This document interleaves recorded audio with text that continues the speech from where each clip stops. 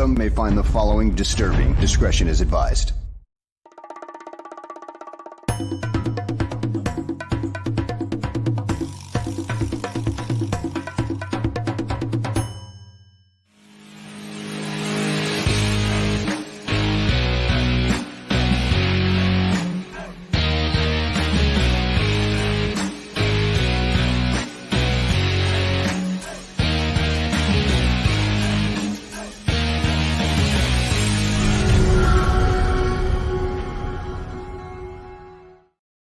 Welcome, everyone, to a fresh episode of GTF, Gabriel Talks Football. My name is Aldo Gandia. Two quick notes. Send me your questions in the chat here. Ninja 52 Elite had to work while we were coming in live, so he's popped in early and left 3 or 4 questions that we'll get to a little later in the show. And so I'll be keeping one eye on the chat for all of the other questions that will be coming in, and Greg will address all or most of them by the end of the show. The other thing that I want to share with you is tonight at 8 p.m. Central is the season premiere of Draft on Tap with Danny Shimon and myself. And we've got a jam-packed show with lots of really interesting things, including Quentin Crisco from On Tap Sports is going to provide us with a 5-minute scouting report on offensive lineman Troy Fontenot of Washington. So let's bring in the man of the hour right now. His name is Greg Gabriel. Greg, how are you, my friend? I'm doing wonderful. How about you? I'm doing great. This is a great time of the year. I see all this fighting, Caleb versus Jocelyn. So why is this happening? This is a great moment in Chicago Bears history. We have the number 1 overall. Let's be happy. Yeah, you got the number 1 overall pick that was really all through Ryan Poles on the trade he made a year ago. Was nothing that the Bears team did. They earned number 9. Mm-hmm. When you look back, you want to beat Green Bay, and if you beat Green Bay, you're probably picking 11 or 12 or something like that. But now that it's over, you'd rather be picking at 9. So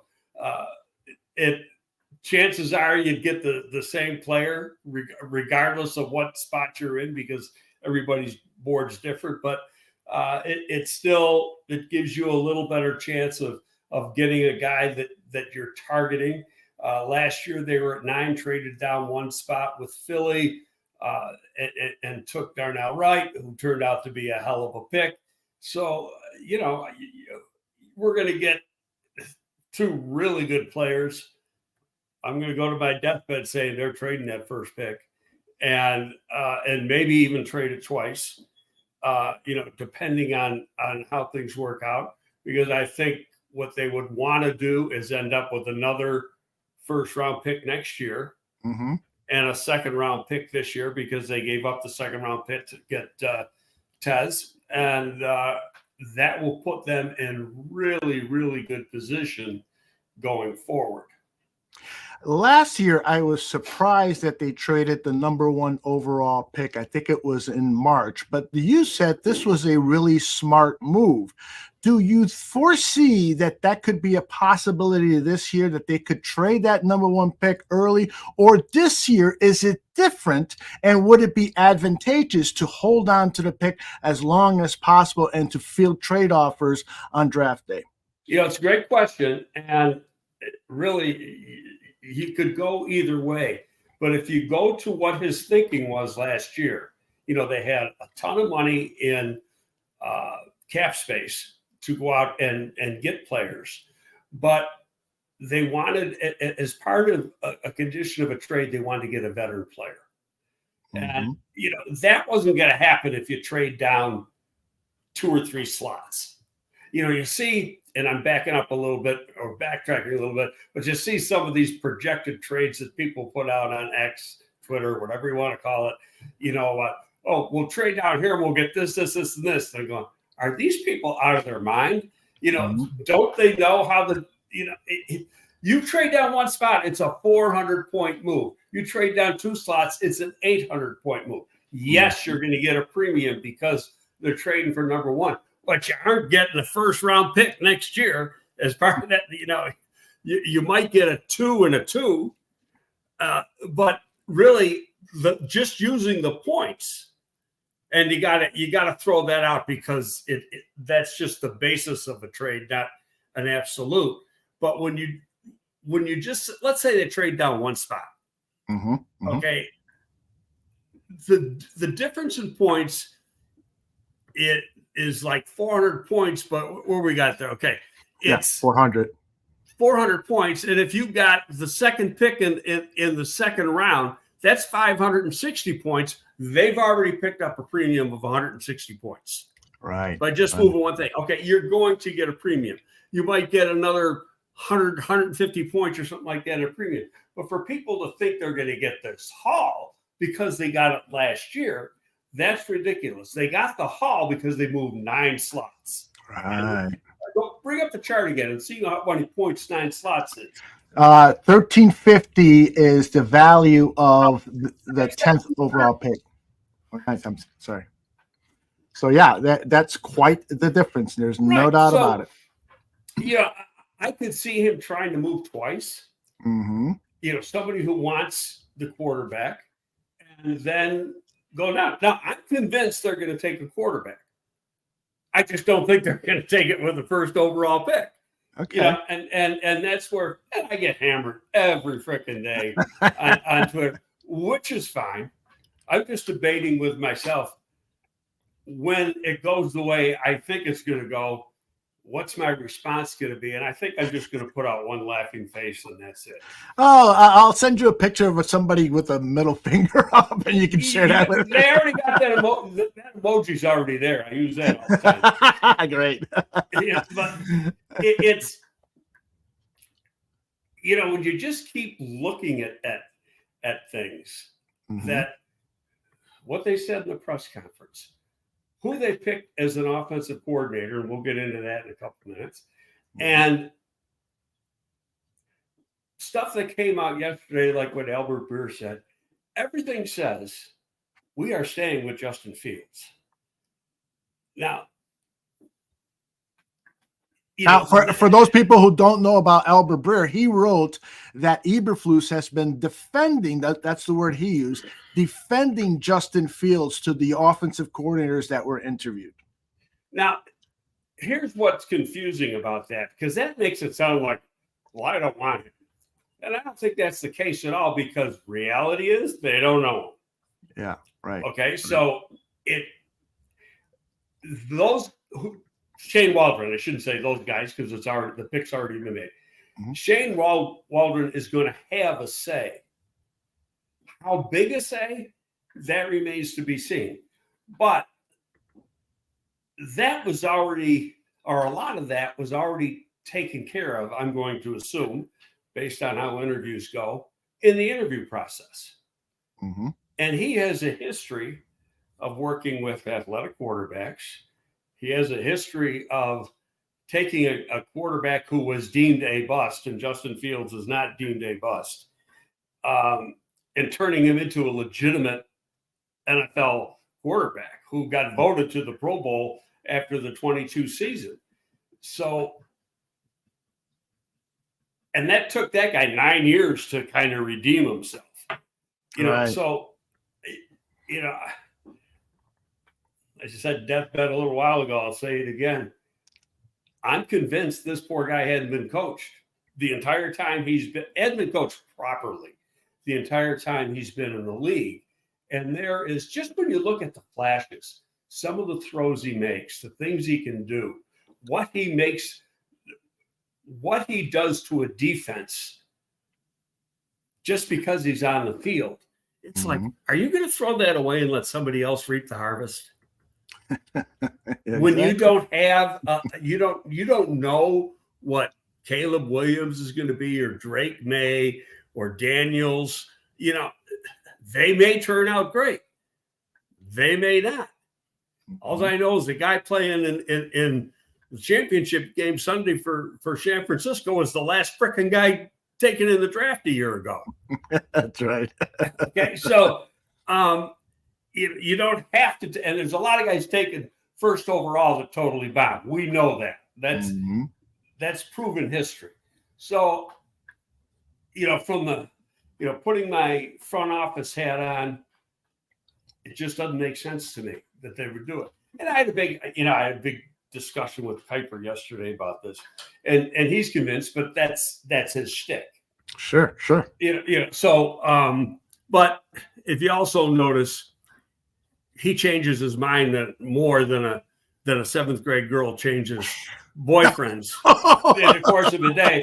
Between now and then, Mel's a great guy, but he goes with whatever the hot take is. Yeah, I'm sure he's gathering information from his sources, and so he might hear something today that says the Bears are definitely keeping Justin Fields. It might come from a source that he trusts more than somebody else, right? So, right. And I do not believe that when Shane Waldron has a presser, you're going to get a lot of answers. Maybe we will. Maybe there will be a definitive, but I don't think so, because that's not how you play the game.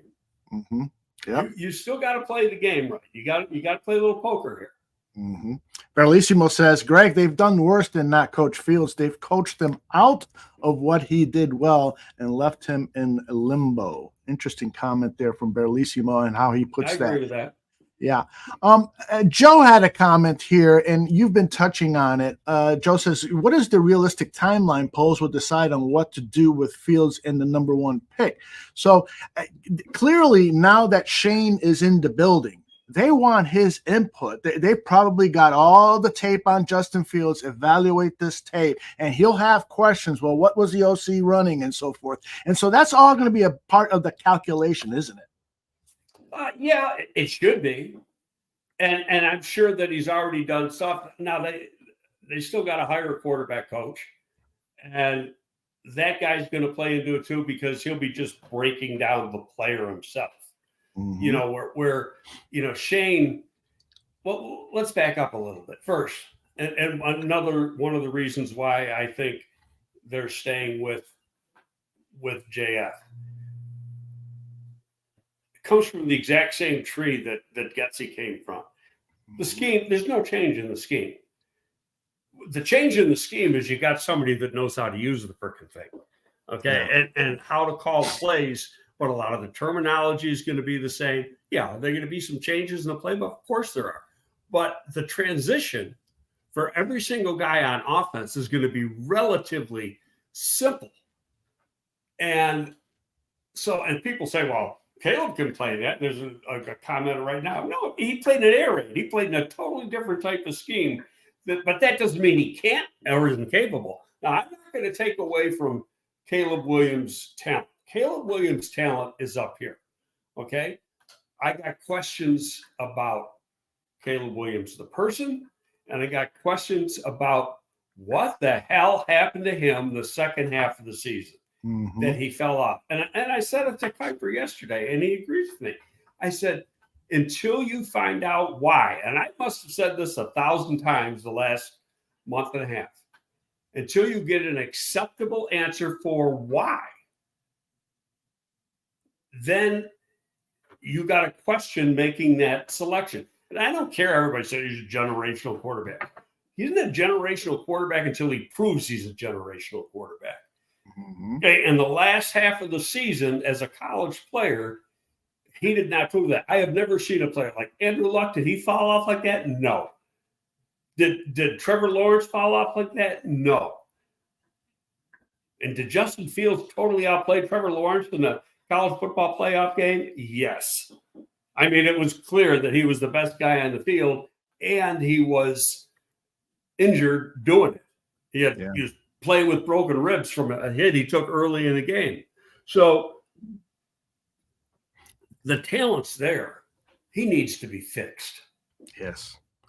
And by the way, I just want to say this because last week you talked just the same way you did today about questions regarding Caleb Williams' character. And then there were some people, I read some of the chat comments after the show that people who watched it on demand later. Why would Greg, besmirched this young kid by saying stuff about his character? Greg is not doing that. I'm not talking about, don't forget there's two parts of character. Personal character, football character. Yeah. Okay? I am not saying he is a bad person. I am not saying that his personal character is bad. I am questioning his football character. Mm-hmm. Okay, his drive, his passion for the game, his moodiness, his ability to be a diva asshole, things like that. And there's things that I know that the general public don't know. And if they want to question me, go ahead and question me. I got better sources than 99.9% of the people in the media. My sources are general managers all over the league or scouting directors that I have known for as long as 40 years. There you go. All right. So again, Greg is not taking a shot at anybody. He's got questions. He's heard some things, and he's sharing them, and we're lucky enough to hear them out here. When you get him down and you talk to him, and that's not going to be at a 15, 20-minute interview at the combine. That's not enough time. You need a whole freaking day. Right. Okay. Right. And then you're going to work with them on a board, have a private workout. And I'm sure that if they hold the pick until late because they want to make certain of their decision, they're going to go through that whole thing. And not only with him, with the other guys too. And they're going to come away thinking, okay, you know what? We're good. We'll take it. Or they're going to say, no, I can't do it. There's a risk. Yeah. And that's not just with Caleb. That's with every freaking player they take. We'll go back to last year. We had a question on, this year or this time last year, who was going to be the Bears pick? Jalen Carter. Where Jalen Carter ended up going? Number 9. Okay. Why? Because there was issues. Okay. And, if you watch his play this year, another player that fell off the cliff the second half of the season was Jalen Carter. He was outstanding the first half of the season. Yes, he was. Second half of the season, non-existent, non-factor, as was the whole Philadelphia defense. But, so those things all come into play, but the Bears made a decision. He's a risk. I don't want to take the chance with the risk. Okay, and that could be. And hey, I know what I do. Knowing what I know, having been in that position where you got to make a decision, I know what I do. Now, could I get more information that changes my mind? Absolutely. This is drafting players is a very fluid situation. And so things, as you get more information, things change. J2K is asking, Albert Bear reported Flus was in defensive fields, as we mentioned earlier during these OC interviews. Yep. Do you, Greg, know if this is true or speculation? And does it mean that Fields is coming back? Yeah, I think that none of us were there. So we're taking a guess. Right.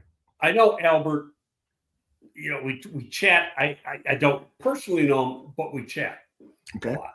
Okay. I got a whole long list of texts going back and forth with him, going back years. And he's got very, very good sources. And so he obviously was told something. The way I take this is Flus went in there saying, hey, we want this to work with this guy. That's how he stood up for him. We think the talent's there. We got rid of what we thought was one of the problems, the guy coaching him. Okay. And they got rid of the other problem position coach, wide receiver. And, the lack of development in the wide receiver room is very, very, very obvious. And when you look at guys, I was watching some tape the other day. Somebody put on X the other day some throws, and they ended up all being to Moody. It was Fields, and most of the throws were to Moody, actually playing in Nagy's offense, where he was getting the ball out of his hand, reading the field, going to a second, third, doing things you want to see him do. And Mooney was making some of these hellacious catches. And then you go, what the hell happened to this guy? Yes. You don't have the production that he had and then just die. all of a sudden. To me, that's all coaching. And part of it is schematic, that, they were throwing favoritism to DJ Moore, as they should. But in coaching a quarterback, you've got to, you can't say, you got to rely on this guy. You got to spread the ball around. That makes DJ even better by spreading the ball around. Now, granted, they need the Chase Claypool failure of a trade. And part of that you might be able to put on the wide receiver, the former wide receiver coach too, because it's a receiver that failed. And so, but that failure was, you didn't have the big X that Getsy wanted in this offense to be across from a Mooney and across from a DJ Moore. Now, and what's interesting is, now that with Shane Waldron, and you're going to be running pretty much the same scheme, and Waldron had the quote big X in DK Metcalf. So is when they put and the profiles of the positions could change a little bit at the skill positions. Could you say that he wants relatively the same types of players, which brings guys like Harrison and Odunze, it's up into the equation, maybe more than Malik Neighbors, because Malik Neighbors is kind of like a DJ Moore clone when you look at size and speed. Yes. Okay, and where Odunze and Harrison are big, long type of guys. The thing, one reason, and I know I'm going all over the place today. It's like I'm freaking speeding or something.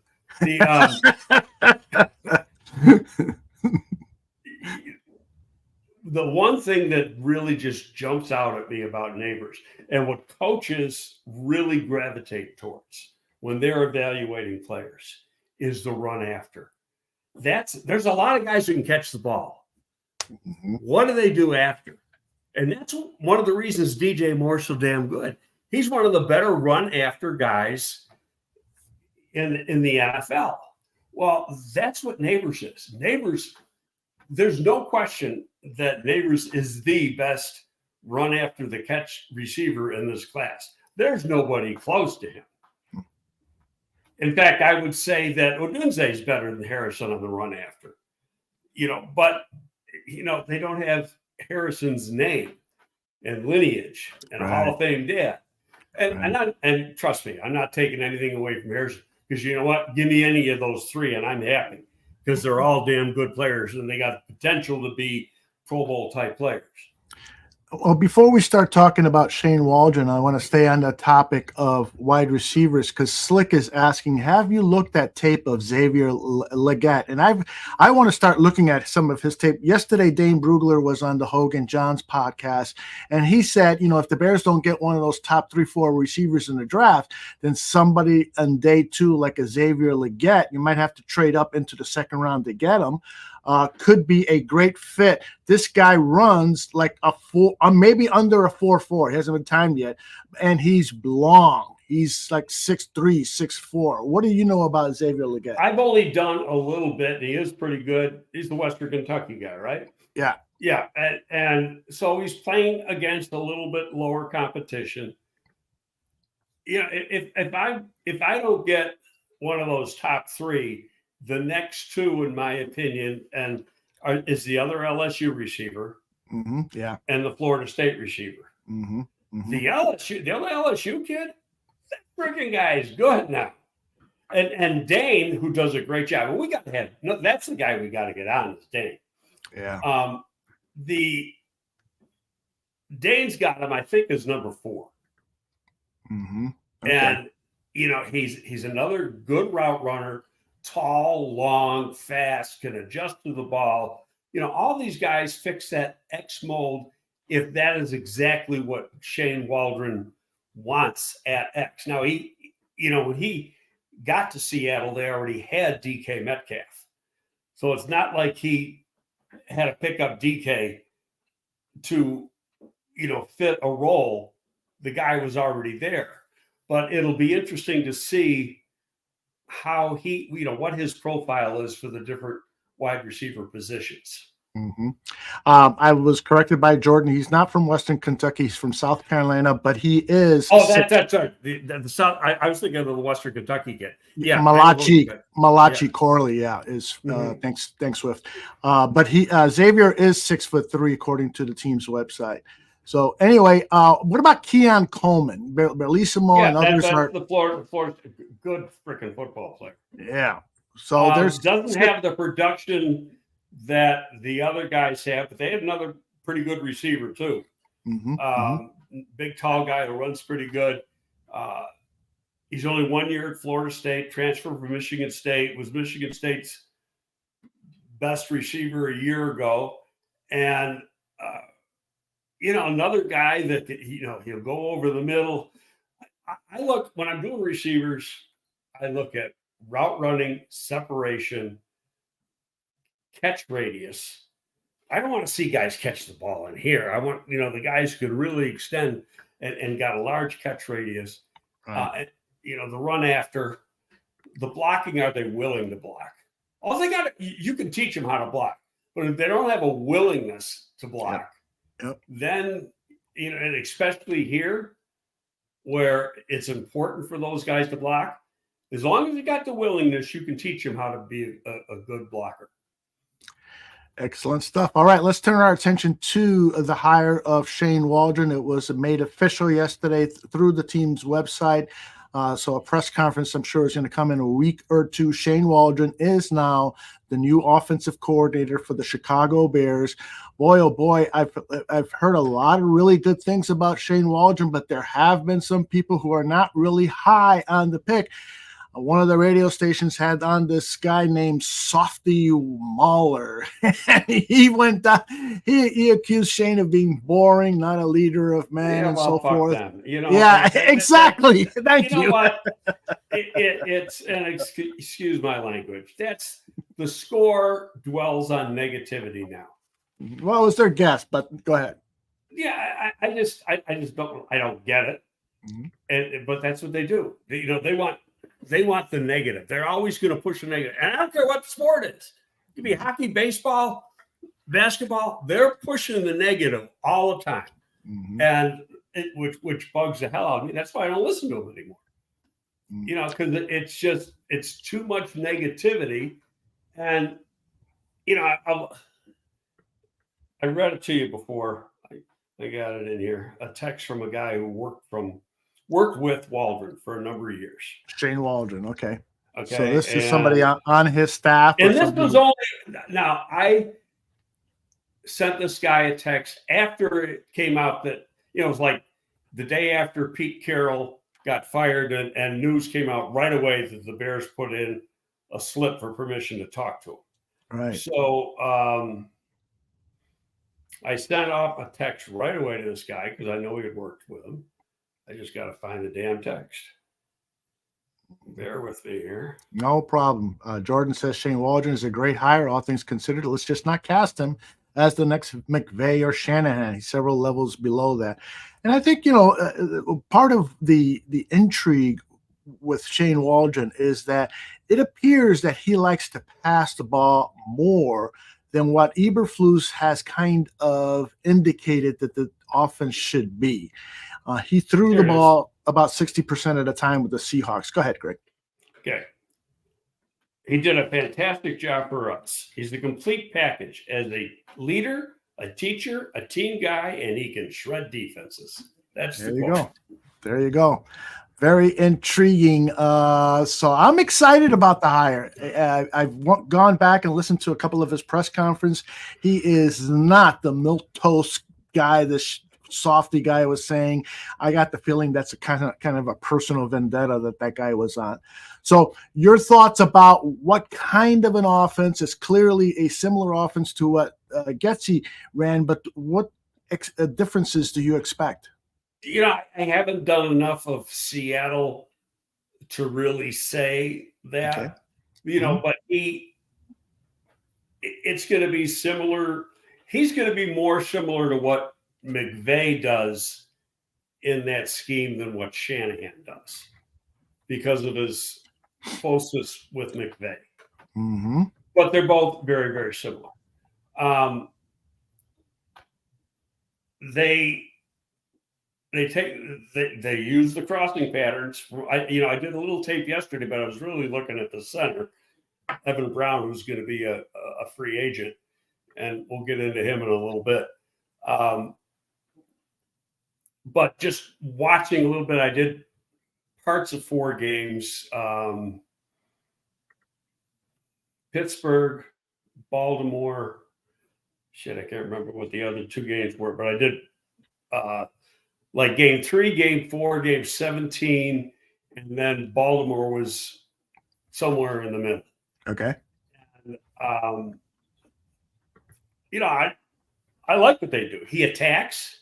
Mm-hmm. He goes after the deep ball. And not having seen that quarterback play in a long time, he really did come on. It was like a totally different player. Because, I think I've told the story before when I was with Philly. So this was 2013 draft.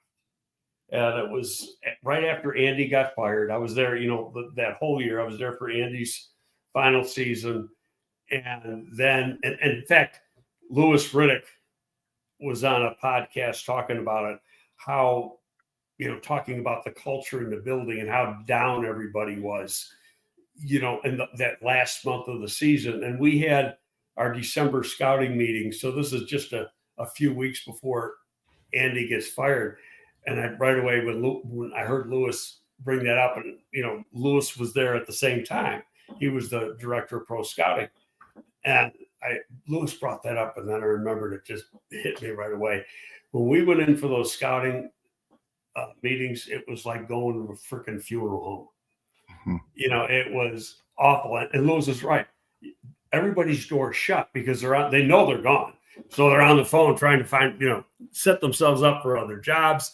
When you're happy and you're winning and things are good, doors are open, people are in the hall talking. The whole atmosphere in the building is entirely different. Yeah. But anyway, we brought in Smith for an interview. And Gino, a lot of people thought he was going to be a lock first round. He ended up going to the second round. Part of it was he bombed so bad in interviews. And what it was just a nonchalance, and he was like, well, I'm too good for you, or why do you even have me here? I'm going to be gone before you have an opportunity to draft me. That type of attitude. But he's sitting in Chip Kelly's office, and he's got his phone, and he's looking at his phone and looking at texts and whatever. And Chip's trying to talk to him. He just threw him out of the office. Good. And it's like, and then when you see how his career started, mm-hmm. it all came into place because that didn't change. Yeah. Talent was there, mm-hmm. but the head wasn't there. Yeah. And the football character is what it gets down to, that passion for the game, the drive to be a great player. Mm-hmm. But all of a sudden, now fast forward, just a journeyman guy, bounces around, fails as a starter, but then he goes to Seattle and they get rid of Russell. So he's got to be the guy. Or they were going to hope he was going to be the guy. But who helped turn him into the guy? Shane Waldron. Mm-hmm. Yeah. And I can't say Greg Olson because Greg was only there this year. Greg wasn't there in 22. And actually, Gino went to the Pro Bowl after the 22 season. Mm-hmm. Based on what you know, and I know you're still collecting information, do you think that a Greg Olson could come over with Shane to coach quarterbacks? Yeah, I was hoping so. But right now, when I saw 4 guys were coming in for interviews and he wasn't one of them, and the guy that is coming in is, you got the running back coach coming in, and I can't remember all the names. You got Sanjay Lyle, the wide receiver coach, who's one of the better wide receiver coaches in football. And you've got the assistant quarterback coach. Now, could he be being interviewed for the assistant quarterback coach here? Yes. But what tells me, I just think right now, Greg has had a very successful career. He's been an OC. He interviewed for this OC job. He wanted this OC job. He might have other things going. He probably does have other things going. But I'll put it this way. If he does have other things going, he already knows about it. Because, I'll just throw a name up. Let's just say Harbaugh, and I'm not connecting them. I'm just throwing a dart at the wall just for the sake of conversation. Let's say Harbaugh says, well, if I take a job here, I want you to do this for me. So because they already start putting their staff together as they're going through the interview process, because as part of the interview process for head coaches, you're relaying who your staff is. This is my number one guy for offensive coordinator. If I can't get him, this is my number two guy, and this is my number three guy. And what they do, and you're doing that for your whole group of coaches, because that's one of the reasons you're getting fired is because they think you can put together a strong staff. Perfect example was Lovey. Lovey's guy for defensive coordinator here was Marinelli. Okay, and Marinelli wanted to come. Tampa Bay wouldn't let him go. And so that's how we ended up with Ron Rivera. Wow. Okay. All right. We've got 13 questions or so in the queue and more are coming in. Let's tackle a few of these. Let's start with Creighton, who asks, okay, I've been asking this question for a while. I hope to get an answer for my own record. What do the Bears look for in a one tech? Because I think T'Vondre Sweat in round 2 or 3 would be amazing along with Billings. So what is a player profile for this one tech position?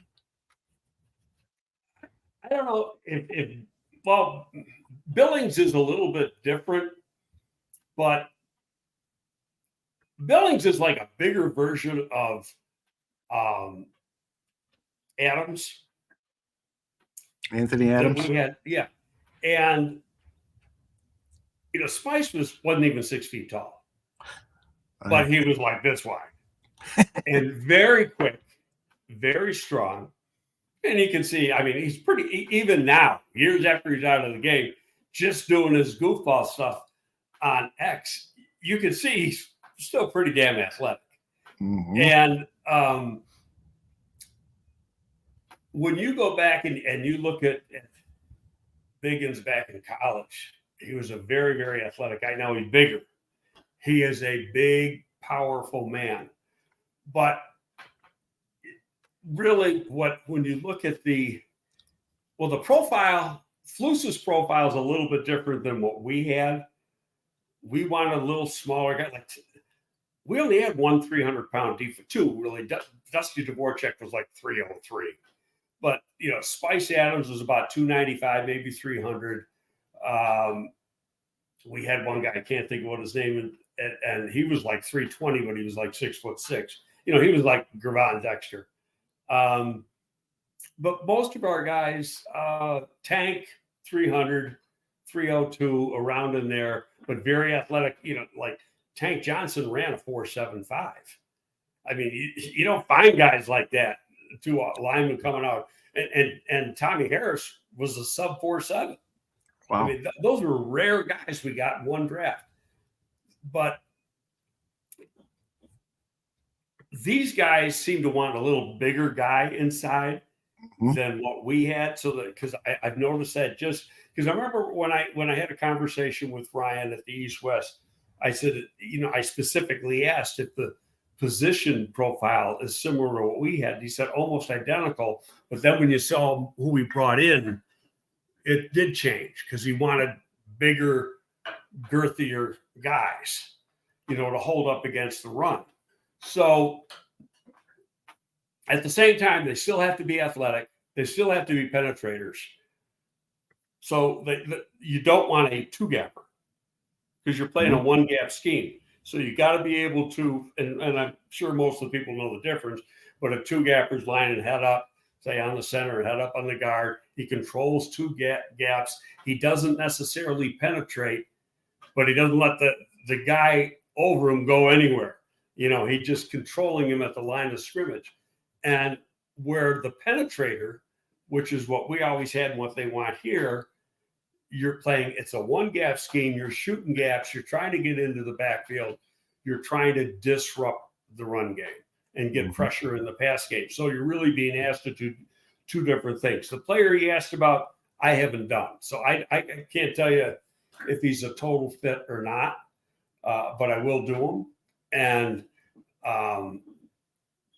we'll go from there, because when we get into that stage, we'll go over a lot of players. But just to kind of set the table for what Aldo and I are going to do, obviously now we're going to be talking about coaches and stuff, but then it's free agency. Let's take this one step at a time, because what happens, the draft, what they do in the draft won't be determined until after what they do in free agency. They go hand in hand, and you're going to look at, I can get this player, I can get this type of player in the draft, and I can't get this type of player in free agency. So, those things can go hand in hand, but still you can't make your plans. Perfect example. Last year, he went hard after McGlinchey, but he wasn't going to pay McGlinchey that huge guarantee that he got. So he flat out said, screw it, I'll draft one, which is what he did. And really, in the long run, that ended up being the better move for the Chicago Bears. Yeah, I won't argue with that one. So it's, let's take one thing at a time and get through free agency, and we'll talk about what they could do or they couldn't do. Who's going to be they don't have to make cuts for cap purposes, but there probably will be at least one, maybe more than that. I was going through the roster today. There's one I'm pretty damn sure won't be here. And after that, the other guy, they may say, well, we want you, but you got to get a haircut. Well, how long was his hair? Well, that's what we used to call it. He's got to get a haircut. I get it. Chop off some of that big salary you're getting. I love it. So, but we'll get to that at another time. But it'll be what I want to do here is go through the process like a front office goes through the process, and you do one thing at a time. Yeah. Right now you're getting into, obviously you're trying to put a staff together, the rest of an offensive staff and one or two defensive coaches. And I want to talk about that. Okay. On the defensive side. But then you got, starting at Saturday or Sunday, the East-West practices start. Right. And Hightower's coaching one of the teams. There'll be probably 4 people. Last year, Ryan and Ian were out there and a couple other scouts. And then the way it works is that, practice doesn't start at the Senior Bowl until Tuesday, I think, Tuesday afternoon. So you can go to the East-West, because the East-West game's on Thursday, get the good practices, and the East-West is in Dallas this year, not in Vegas. So the proximity is a lot closer. It's not like you got to do a cross-country flight. You get done in Dallas at the East-West on Monday and head over to Mobile for the practice Tuesday afternoon, or go Tuesday morning for Tuesday afternoon practice, and you're in great shape. Let's stay on the topic of free agency, and I'm sure some of these names that are popping up here you may not have had a chance to look at. But Sam asked about free agent defensive tackle Justin Madubuike. Madubiki, who could he be a possibility to help the team at the 3 tech position? He might be the best defensive tackle in football right now, and there's no way in hell that Baltimore is going to let his ass out of town. And then even if they did, he's probably going to cost $25 million. And what people don't understand is the one thing I've gotten from Ryan Poles is he knows how he wants to work the cap.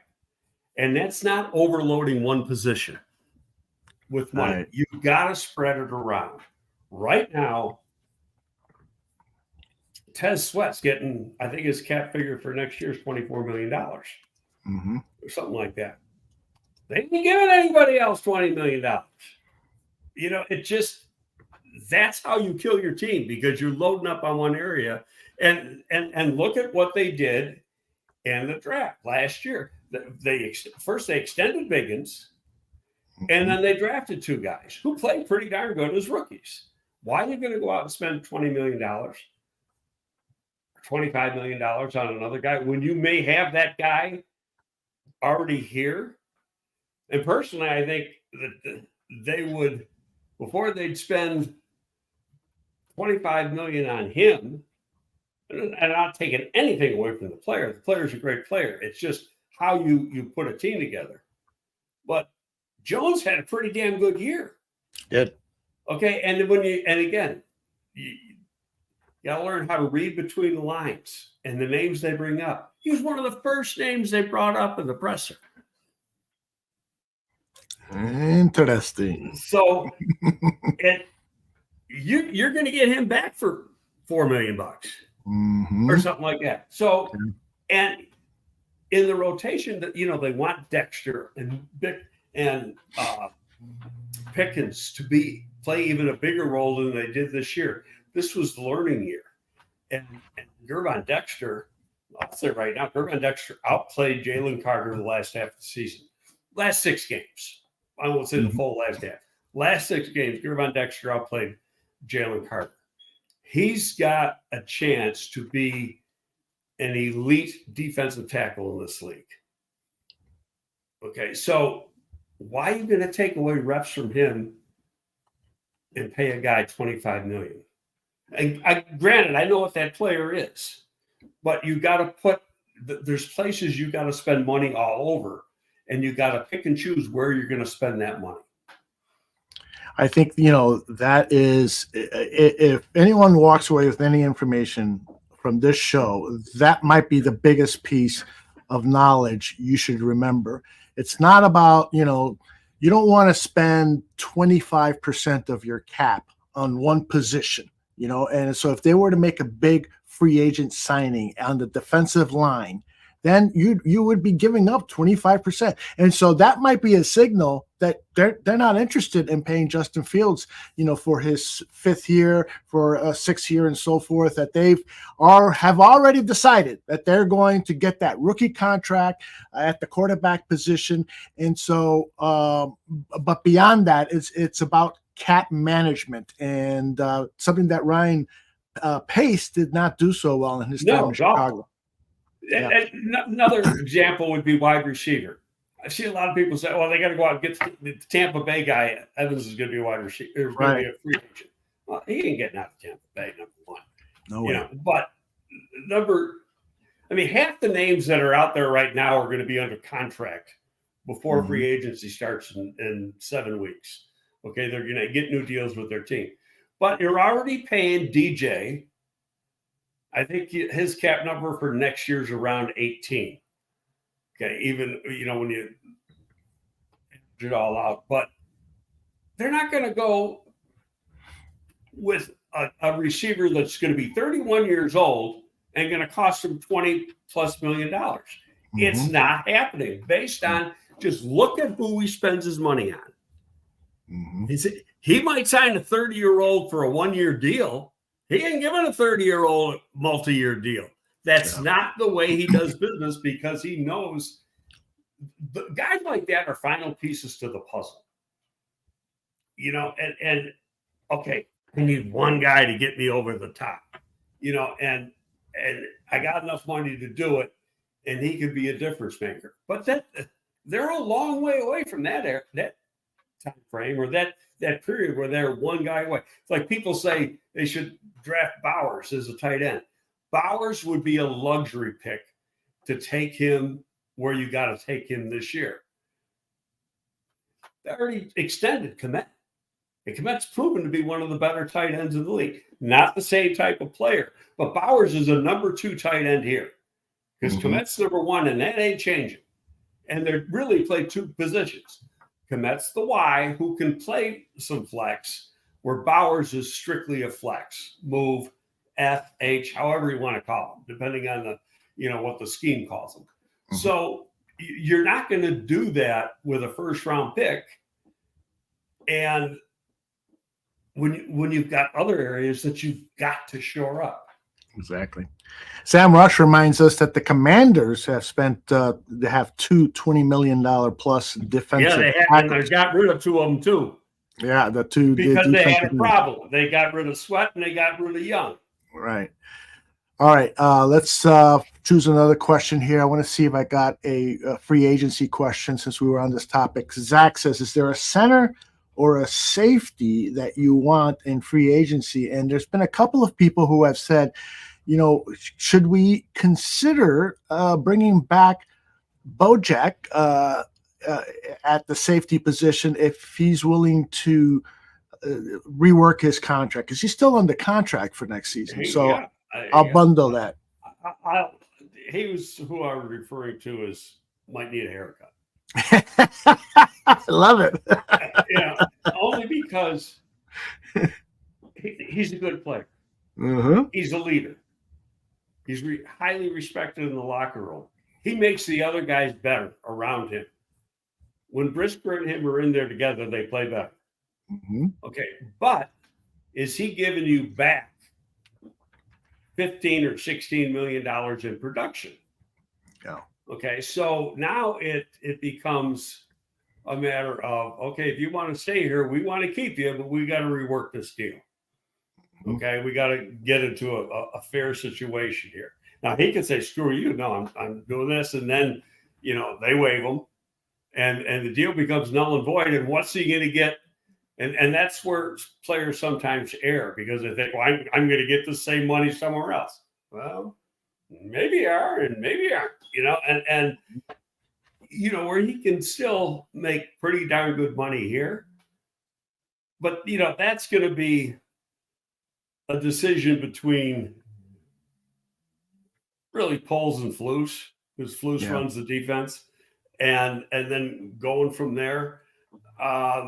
Center position, right now, they don't have one. Okay, and my personal opinion, I could go on for 20 minutes on this one, but my personal opinion is the best thing to do is to sign a free agent.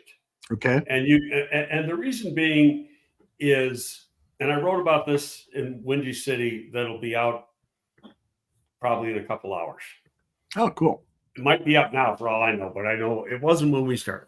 And it probably won't. He usually puts that up around 3-4 in the afternoon. Okay. Anyway, you got a young offensive line right now. And the center is the glue. And he's got to be very astute, very football smart. He's making your line calls. He's basically directing traffic for the line when he comes to the line of scrimmage. And you don't have now you can have a guard do that. But right now, you got Tevin, who's been 2 years at the guard position and missed time because of injuries. And then you got Nate Davis. And Nate did not have a good year, did not play as good as he did in Tennessee in the past. But to me, you got to give Nate a pass. His mom died right at the beginning of the season. That had to, and number one, that's why he missed a lot of time in preseason. Exactly. and OTAs and everything else. His mother was extremely sick, and he had to take care of business. So to me, he gets a pass. And you're going to see a different player next year. At least I hope so. So, but he's not. It's only a second year in this system. There'll be some slight changes in the system. Is he the guy that you want coming up to the line of scrimmage and making line calls and stuff? I just, I don't see it as the perfect scenario. So if you stick a center in there, unless that guy is really special, a rookie center, he's not able to do that either. And you're going to find that out. I mean, you could get a guy in the 5th round that could be that. That's one nice thing about that. Jason Kelce just played his last game. That guy's a 5th round pick or a 6th round pick. There's a lot of good centers that weren't high picks, but they got a lot going on upstairs, and they're tough son of a guns. And it's funny because, and I said this in the article, most of my career I've been around really good centers. We had, Bart Oates in New York, who was perennial Pro Bowler, and then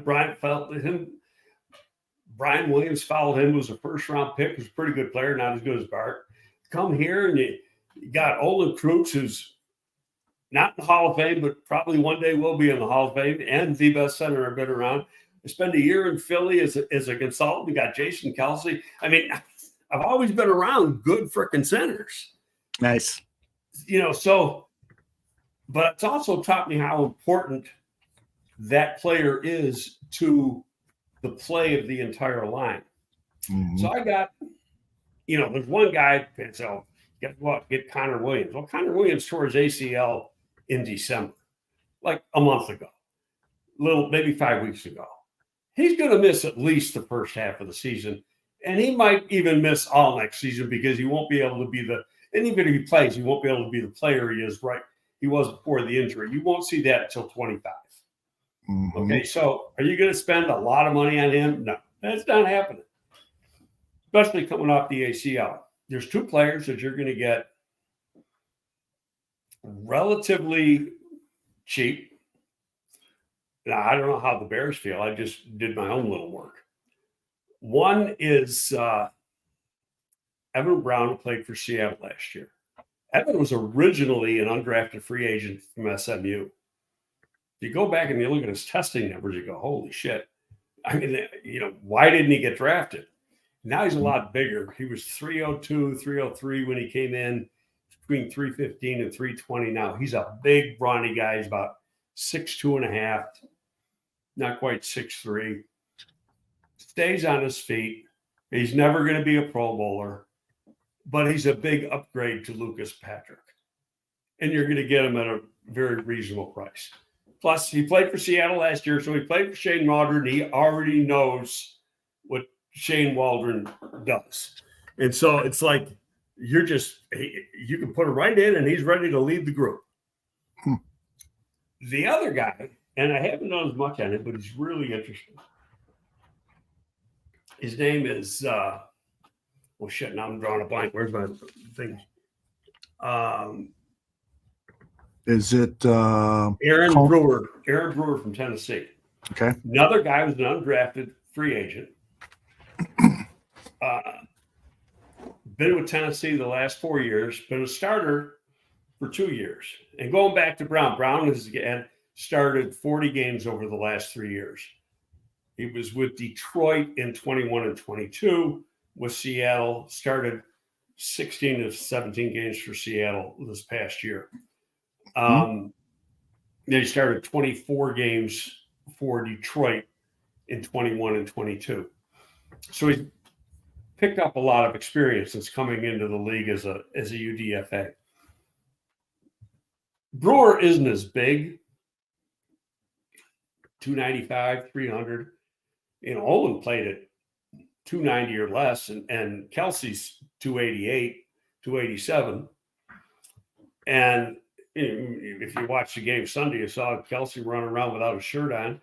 And the thing, he isn't a real big guy. No, he's not. I was surprised. See the pictures of him? He was out in the park with the Bills fans before the game, drinking out of a bowling ball and stuff. Amazing guy. And people were saying that is the real Jason Kelsey. He wasn't doing that for cameras or anything. He's a nutcase. I love it. In a very positive way, I'm saying that. Yeah, right. He loves life. But anyway, Brewer, but 2-year starter in Tennessee. Right. And he played right next to Nate Davis when Nate Davis had his best year. Mm-hmm. So that helps Nate Davis right off the bat, in my way of thinking. That's a good point. He has very quick feet, which is very suitable for this offense, right? Right. And even though he's not a tall guy, he's 6'2", like 6'1" and 3/4. But you can go back, Allen from the Rams is a local kid from down Hinsdale area, who the Bears really went after hard, but then ended up not getting him. He re-signed with the Rams, and they ended up going with Patrick then. Mm-hmm. But Allen's only 6'1.5". Mm-hmm. You can get away with, a shorter center. Kelsey's 6'2". Olin's just a little over 6'2", 6'2.25", something like that. But they got to be strong. Now, this Brewer guy, got real long arms for a shorter guy. Got like 32 and 3/4 inch arms, which are for a guy not quite 6'2". That's pretty darn long arms, Mm-hmm. And he's strong. He stays on his feet. So I would say that's two guys that fit the bill, that aren't going to cost you an arm and a leg. And right from the day they sign a contract, they're an upgrade over Lucas Patrick. Okay. Now the conversely, and I've said about drafting a guy, is he capable of handling what you're asking the center to do, especially with such a young line that the Bears had. The other thing is he a center only? Because if he's a center only and can't play guard, and he doesn't start, that poor guy isn't even dressing on Sunday. Yeah. Okay. Right. Because you've got to have position versatility. So now when you look at some of the centers in this draft, like Jackson Powers Johnson from Oregon is, by most people, the number one center. Dane Brugler said that he could see him going late in round 1, which was amazing. Is a possibility, but he's got extensive experience playing guard. Mm-hmm. So you've got swing capability with him. Another guy who's not going to go anywhere near as high, but is a good player, Bo Limmer from Arkansas. Yeah. Bo has only played center 1 year. He was a 3-year starter at guard for Arkansas, and a pretty good player. Not a brawny player. One of the real interesting guys is Zach Frazier from West Virginia. Yeah, Brugler likes him a lot. Yeah, he played 1 year at guard, then he's been a 3-year starter at center. But those guys have had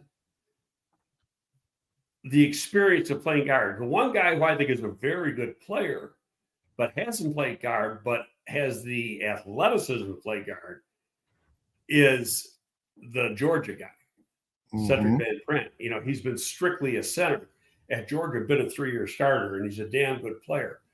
And there's going to be other guys. That's just 4 names. But to me, it's really, if you got a rookie, he better be able to play guard. That makes a lot of sense. A lot of sense. All right, let's tackle some more questions here.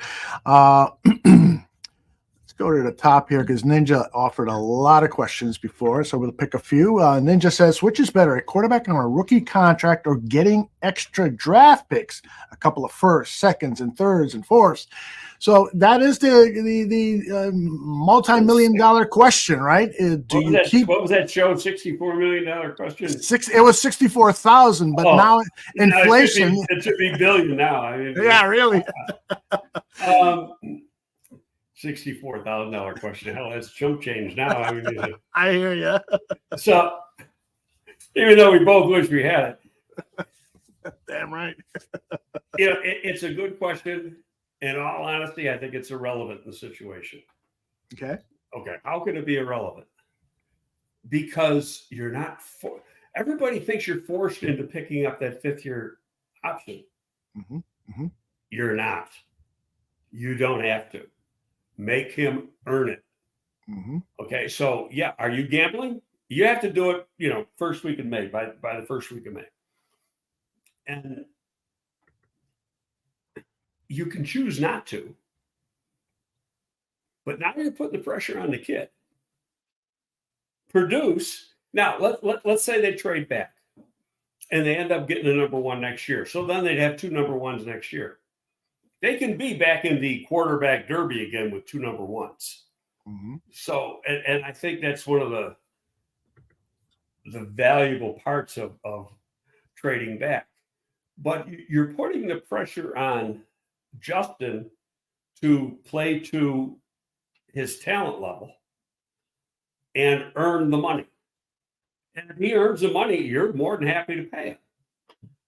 Absolutely. They went into this year thinking that sooner or later they got to pay the guy.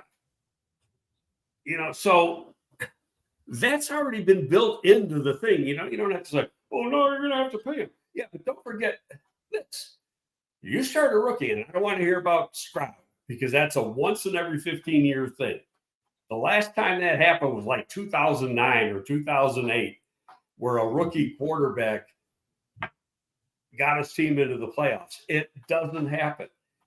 You draft a rookie and you start him, you're losing. Okay, what's happening then? Are we having a turnover again in the coaching staff? You're putting a lot of pressure, and is that the right thing to do? Where really this team, the way it is, they only won 7 games. Could have very easily won 10. And so they were like this far away from the playoffs, not this far. The gap isn't that huge. And so you coach this kid and you get him to play the way you think he can play. Mm-hmm. How is the team better off? And on top of that, what you get back in trading. Exactly. All right, let's get another ninja question in here. He says, yes, why did Robert Tonyan struggle? He was a good tight end with the Packers, had 2 50-catch seasons. One of those seasons was a 10-touchdown season. Came from Green Bay. Was it the offense that Getsy was running? We can go back to that $64,000 question again. Exactly. I mean, really, it's like, I don't know. Yeah. When Kmet was hurt, he had some production there at the end of the year. Mm-hmm. I think that goes back to Getsy. Yeah, has to. Why was Mooney being used? Why wasn't this guy being used? Mm-hmm.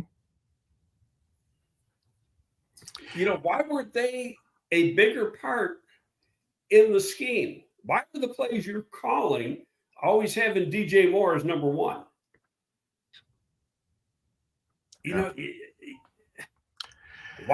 Why were you running 6 to 8 freaking bubble screens a game? Mm-hmm. It just doesn't make sense to me. So, yeah, Tonyan was a hell of a player. Yeah, he was. He had his 2 previous years before he came here. He had 50+ catches, I believe. There was one injury season in between those. Yeah, but he's the guy. He's got the skins on the wall. Mm-hmm. I'll go back to the same thing I said about Mooney. Players don't fall off like that. Could it be, Greg, that it was part of Justin Fields' problem in terms of not going through progressions? Now, could that be one of the factors? Because I'm sure there were multiple. Okay. Could it? Yes. Okay. I can't sit here. Okay.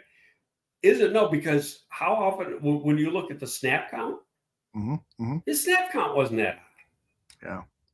So perhaps there wasn't a connection in practice, and so they make so many of their decisions on the play calling for the game based on practice. I don't know if I buy that, only because your game plan shouldn't necessarily be made on practice. Your game plan should be made on how am I beating the guy we're playing on Sunday. Right. What are his weaknesses, or what are their weaknesses? How do I attack those weaknesses?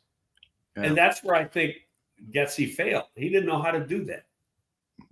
Yeah, he might have known the scheme, the X's and O of the scheme, but not know how, and I use the word implement, not know how to implement that scheme.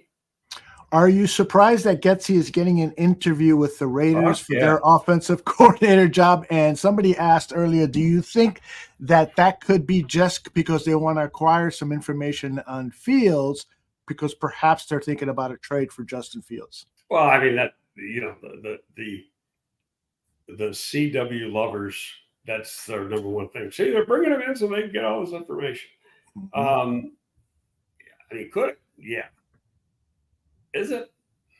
Who the hell knows? Yeah, exactly. Nobody knows nothing, is the old expression. John Falsetto says, what do you think about the Bills wide receiver Gabe Davis signing a free agent contract with the Chicago Bears? No, Gabe ain't going to be cheap. Yeah, he'll be pretty good player. He is an ideal X. I'll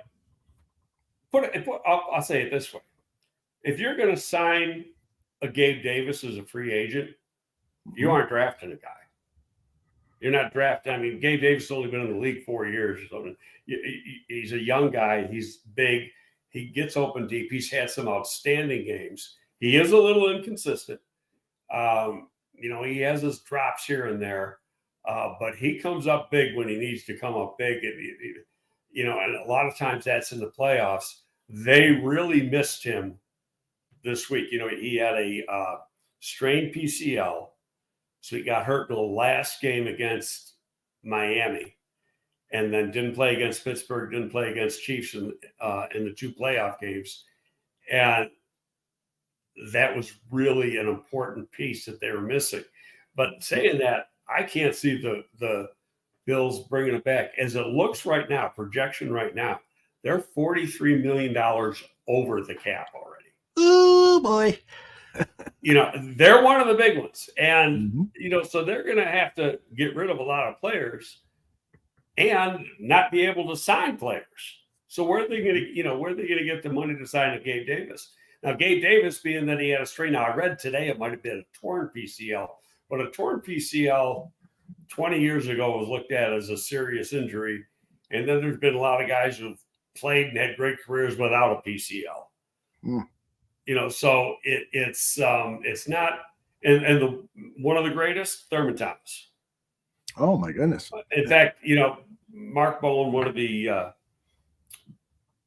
Bears orthopedics, he was telling me it's because of him and mostly him that doctors around the league change their thinking on PCL injuries. Yeah. Oh, fascinating. Jeff Willis says, Greg, what are the odds? Oh, I think we covered this. What are the odds they sign both a free agent center and draft one relatively early, like day 2? That seems like a huge investment.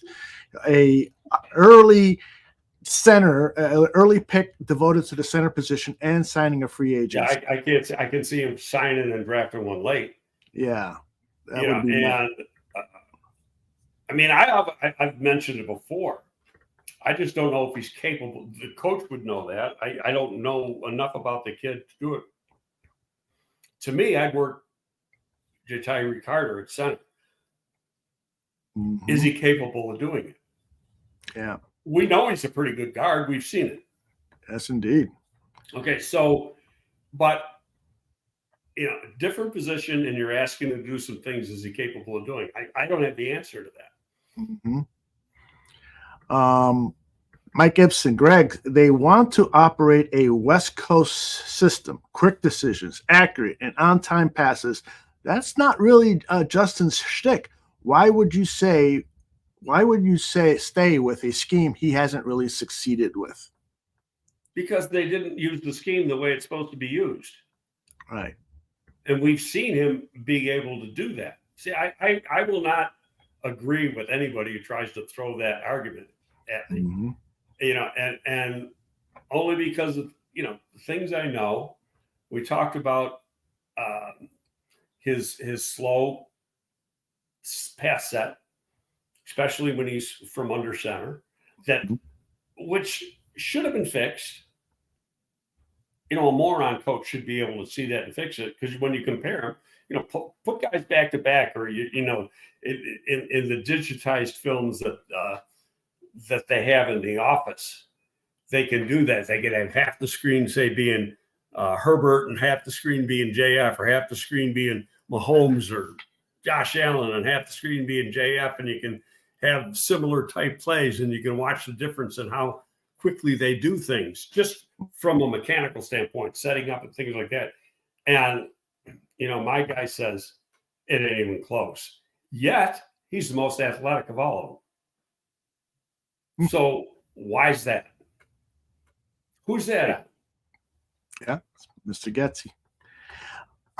Let's see. We've got and Janako. Boy, I never saw him interviewed. I wouldn't recognize him if he was in the room with me right here. Tomek says, I saw that Justin is still working hard. Is this typical of other NFL players immediately after the end of the season? I think that is a big deal. Justin going back to work, working out, and staying in shape. What do you think? Oh, they're pro athletes. They're going to keep working out. I mean, they're workout warriors. They're not going to all, when they taking off means they're not getting the shit kicked out of them. That's right. Doesn't mean that they're not going to work out. I mean, before I had my lung problem, how many times a day I went, or a week I went to the gym, and I'm an old fart. It's part of it's vanity. You want to look good. You want to feel good. Yeah. Here's one interesting thing. Again, it's just a guess, because he can go home. I'm sure he got places at home where he can work out. There's a video he's at Palace Hall. All those guys can get in and work out whenever the hell they want. So, but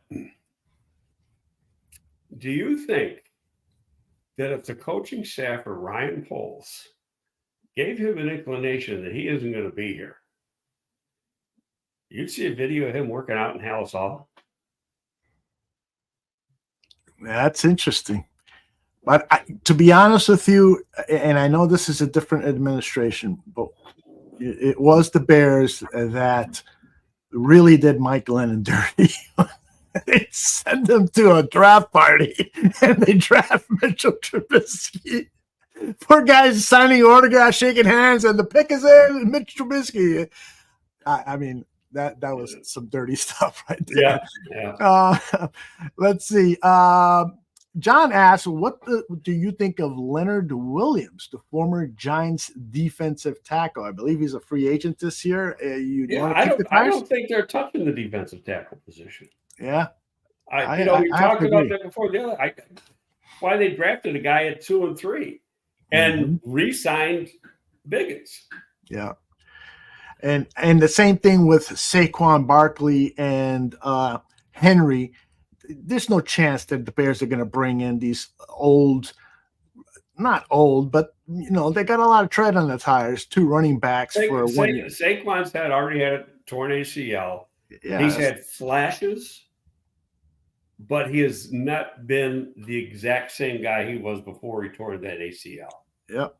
Okay, and when running backs fall off the cliff or come down the elevator, they're on the express elevator. They're not stopping at every floor now. They're going top to bottom real quick. And we see it a lot with running backs, that their game can change from one season to the next, because their legs, they just don't have that zip in their legs anymore, that explosiveness in their legs. So and that's one of the reasons teams don't want to pay them, because they know that if I give you a second contract, I might be stuck. Exactly. I might get a year out of you. I might get a year and a half out of you, but I got to get, to get you, I got to give you a 4-year deal. Yeah. And 3 and 4 are wasted money, and I'm getting killed on it. It's a tough world for running backs. Tony the Pod Boss, I'm going to change his question a little bit. If Shane Waldron tells Eberflus and Post, listen, I really, really believe that if we bring Tyler Lockett here to work opposite DJ Moore, I can make this offense hum. Can we figure out a way to sign Tyler Lockett? What would you say to that? I would say that would probably be a possibility. Obviously, what's it going to cost? I know Ryan looks at age and injury history, and there's a lot of analytical formulas he uses in that. What are the analytics of a guy who's had certain injury, already played a couple years? What are the chances of him playing 17 games next year? That things like that are always floating around in the back of his mind when he wants to pay money. That's why he's reluctant to pay older players. Right. Okay. So, and I don't know how old Tyler is. Hell, I know I scouted him. So, and I haven't been full-time scouting in a while. What I wanted to do, and I just never got around to doing it, was I wanted to see who the prospective free agents are on the offensive side of the ball from Seattle. I just, I meant to do that. Yeah, let's do that next week. And Jeff Willis says Bears need an X. Yes, they do. Absolutely do. Absolutely. That is a huge need. My only question is, does the profile that we had for X the last 2 years still the same profile? And we don't know that until somebody tells us that. And you can't assume it because he had DK Metcalf. Because like I say, he didn't draft DK Metcalf. He inherited DK Metcalf. Yeah. But he's pretty good.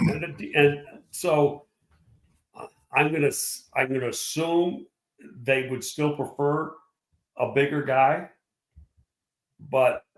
And right now, the only real big guy they got is EQ, and he's out of contract. Yeah, I don't see EQ coming back, but never know.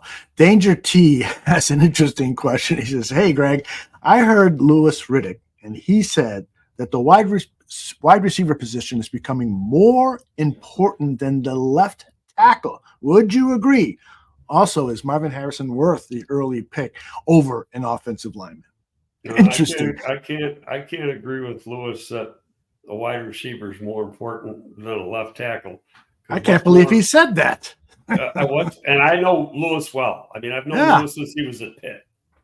I worked Louis out when he was, getting ready for the draft. I went to Pitt and worked him out, spent a whole day with him, worked with him at the Eagles. I know he's a great guy, and he's very, very, very knowledgeable. And he's done a great job working for ESPN. He's making a lot more money at ESPN than he ever would have made in the league. So, he ended up doing the right thing. And he got screwed over in Philly big time 10 years ago, but that's another story. Anyway, and it was all part of the Chip Kelly coming in thing. And Chip wanted to have a couple of his own people. And so Louis, was the director of pro scouting, and he was like the odd man out. And he didn't deserve to be. Anyway, to me, left tackle is one of the premier positions in football. Okay. And the real good ones go high. If you look at, I always talk draft history, and a lot of times, and a lot of people do this. It's not like something I invented. It's you go back 10 years and you look at averages. And the reason you want to do that is to figure out, okay, I got to get a certain position. Okay, where's the fall off line?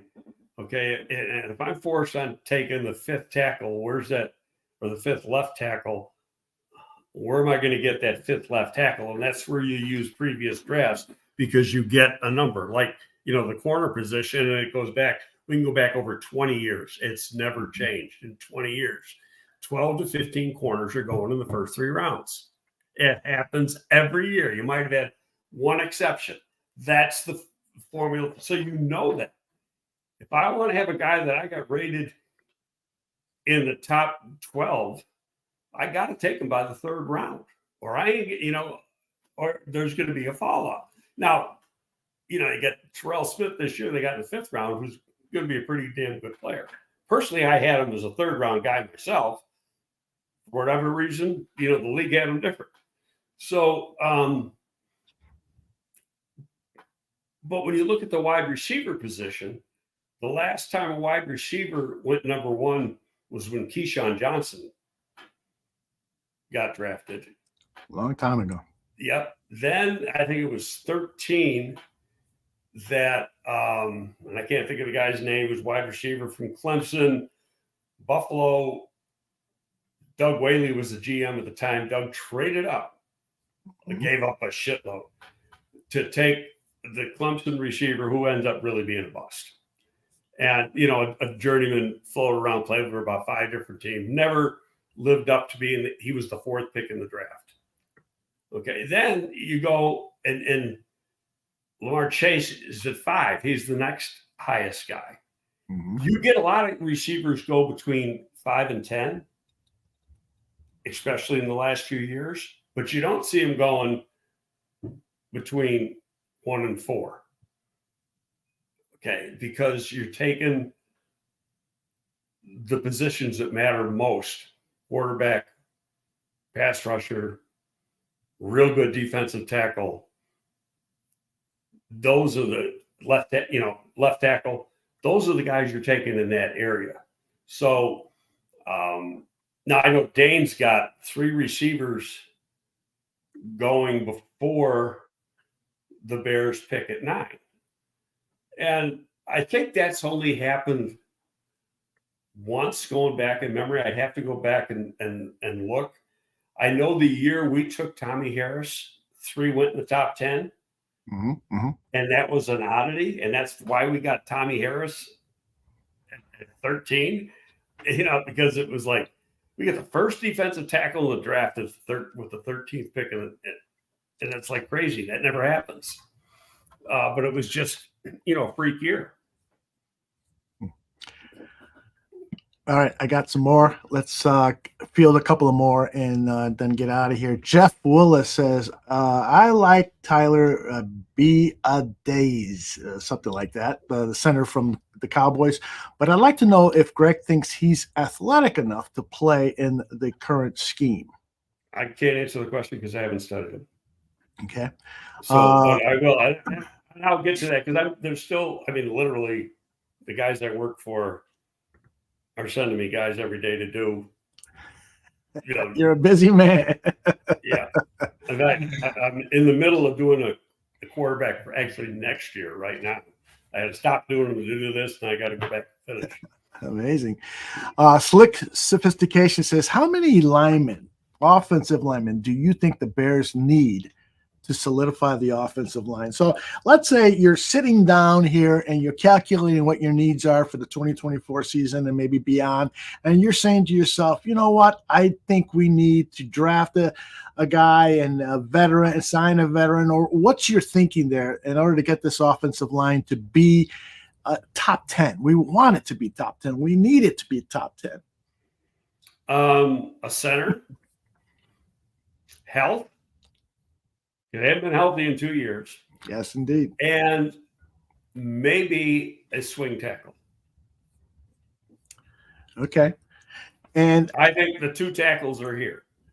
Yeah. And I think the 2 guards are here. Need a center. Mm-hmm. Everybody needs to stay healthy. How about the Buffalo started the same offensive line for all 17 games in the 2 playoff games? Okay. That's a rarity. So just play this hypothetical with me. If the Bears were to trade down and the choice became, I'm kind of using somebody's question here, they were asking what you think of Joe Alt, and the choice was really between Joe Alt, left tackle, and Malik Neighbors. Who would you choose? Ryan Post comes to you. Okay, we've looked at our board. These are the two guys that are worthy of this slot selection: Malik or Joe Alt. Who do you got? I'm a Braxton Jones fan. I think Braxton Jones is going to become an elite left tackle in the league. Braxton Jones, I will say, when the numbers come out after the combine, Braxton Jones will have tested better than Alt. I'm not saying Alt's not a better player, the athletically, because I go back to Braxton Jones went to Southern Utah, not Notre Dame. You know, so the development that Braxton Jones got now, and the interesting thing about Alt was a tight end when he first came to Notre Dame, and then they had some injuries, and he ended up being switched over to tackle midway through his freshman year, and never gave up the job after that. But he was actually undersized as a freshman, and then build himself up to over 300 for his sophomore year, and then he's probably about 315 now, and he's a pretty athletic guy. And his dad, you know, was a excellent player for the Kansas City Chiefs. Had a long career for them, so it's in his genes. If I had the choice between Malik Neighbors and Alt, I'm taking Malik Neighbors because I love Malik Neighbors. Yeah, I know you've been singing his praises for some time now, so it's going to be interesting. But reality, if I'm looking at both, and there's maybe two or three other guys that I like there too. How far back can I go and still get one of them? Okay. So my last question, and then we'll say goodbye to everybody, is if you were the head of the Bears scouting department right now, what would you be having your scouts do? What is going on in this January 24th, X amount of days away from the draft, X amount of days from the combine, X amount of days from the All-Star games? What are you asking them to do and prepare for? Well, right now, the next couple of weeks are East, West, and Senior Bowl. They're all headed down there. They all got their game plans as to here's who we want to talk to, who's who want to keep a close eye on. One thing I want to say, because you see it all the time. You see, well, the Bears talk to so-and-so at the Hula Bowl. That does not mean they're interested. That's right. That means that he's a guy on their list, and you're going to interview everybody you can. Okay, so throw that one out the window. Yeah, because a lot of times you get the interview to find out, I want to eliminate this guy now. He just verified why I want to eliminate this guy. It doesn't necessarily mean interest. I gotta sneak this one in, but first I'm gonna sneak in my follow-up to what you just said. Have you ever brought in a player to be interviewed at a All-Star Bowl game or whenever, just to get, your plan was to get information on another player that guy played with? Do you disguise it? No, you flat out ask him. Yeah, I mean, like some of the common questions are, let's say you're doing an offensive line. Okay, you're doing an offensive line. You're doing Joe Alt. Okay, right. Joe Alt. Who's the best defensive end you played against? Who's the best defensive tackle you played against? Why? Okay. And then what about a teammate? Would you say? Okay. But a lot of times they're going to be, they're going to stand up for their teammate. So you can't always get a totally honest answer. What you will say to them, hey, Joe, look, this is between us. Nobody outside of this room is going to know what your answer is. It's kept confidential. What do you think of so-and-so? What's your real feelings of so-and-so? Can he be a good pro? Is he, would you want him to be your teammate with the Chicago Bears? Okay. That's great. Great way to put it. Okay. And so when you do it that way, not all the time, but a lot of the time you're going to get a pretty straight answer. Because the kid doesn't want to be known as a bullshitter and lie. Because, a lot of times when you go into and you're interviewing people, you already know the answer. You want to find out if he's going to give you the right answer, because you're going to you're not hold it against him. You're going to, mark it against him, right, when he's bullshitting you. Yeah. All right. I promise one more, but I'm going to skip as long as you want. I'm not coughing today. All right. Well, so Lyle, thank you, Lyle, says DC coordinators. Greg wanted you to remind him, Aldo. Oh, what are his thoughts? Personally, I think it's going to be Harris. A lot of people really like him. I mean, the word around the league is he's a future bright top DC. Now, is he ready to handle the whole thing? I can't answer that. And it wouldn't shock me that even if he gets the position, Flus calls the plays at least next year while he's getting comfortable in that situation. The other guy they're bringing in that's been announced that's interesting, his name is, I think it's Terrell Williams, who is the defensive line coach, assistant head coach with Tennessee. Is he really being brought in? I mean, under the auspices of interviewing as a DC, but is he really interviewing to be the D-line coach? Now, granted, Flus has said the defensive coaches are safe, but in my opinion, if there was a weakness on the defensive side of the coaching staff, the defensive line didn't, as good as some of the guys were, there's other guys like Robinson hasn't developed. Ngakoue did not play as well as we had hoped he would. And, part of that could be circumstances because they didn't have another pass rusher. And so they had, they could concentrate on him. But could that position be vulnerable on the current staff? And yes, I'm guessing, but my guess is it could be. What about Clint Hurts? Asked Victor De Jesus, former Bears pass rush coach. He was a rising coach back when he was with the Bears. Yeah, and then he went to Seattle. He was a coordinator at Seattle. That one I can't answer, only because,